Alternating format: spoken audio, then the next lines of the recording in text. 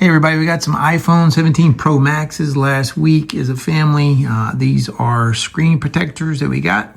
If you're looking for privacy screen protection for your phone, again, this way you got a pack of 3 in these. We're gonna open this pack up and my son's gonna help me get one on my wife's phone to show you how to do this.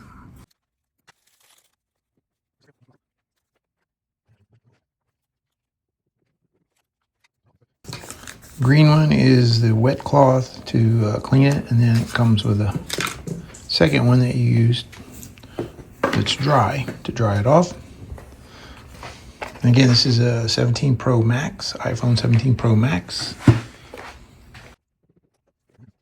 So you set the screen protector in this little case, and then it puts it in the right place after you have it clean, and you just pull the bottom, put it on there. And it's not pulling all the way. When you do that, that helps to seal it on there without the air bubbles, I believe.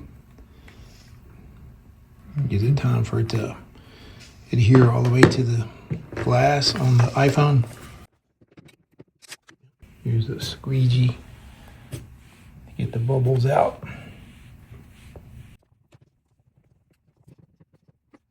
All right, there you go.